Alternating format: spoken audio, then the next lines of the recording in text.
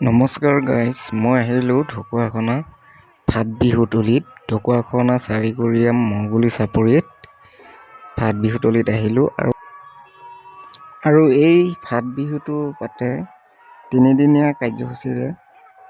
আৰু মই আজি ৩ নম্বৰ দিনত আহিলোঁ, শেষৰটো দিনত।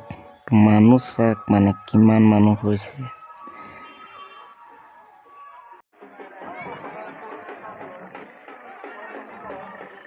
গাইজ, সকলো ফালে কেৱল মেলা আৰু মেলা। তো গাইজ, আপোনালোকে কোন জিলাৰ পৰা মোৰ ভিডিঅ'টো চাইছে কমেণ্ট কৰি জনাবলৈ নাপাহৰিব।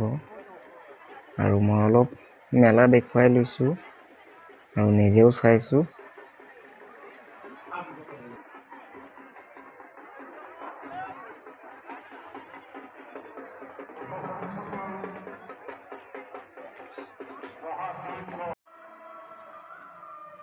এয়া অসমৰ বাবে গৌৰৱৰ কথা।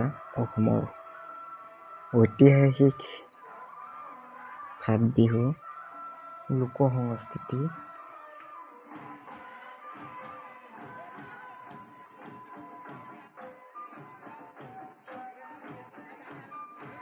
আপোনালোকে অসমৰ কোন জিলাৰ পৰা ভিডিঅ'টো চাইছে কমেণ্ট কৰিব।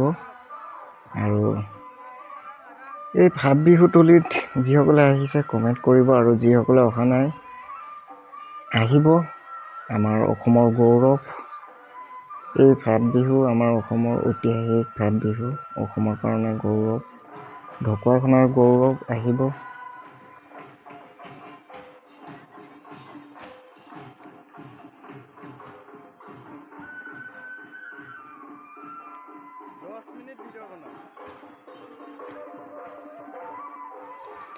চ' গাইজ, ইমানেই মানুহ, মানে সকলো ফালে মানুহে মানুহ আৰু কেমেৰাই কভাৰ কৰিব নোৱাৰে মানে গোটেইটো।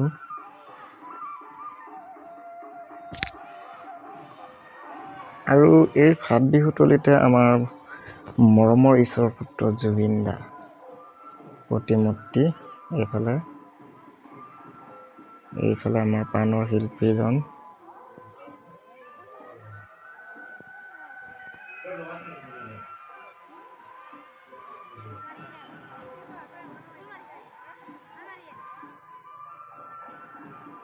জয় জুবিন দা।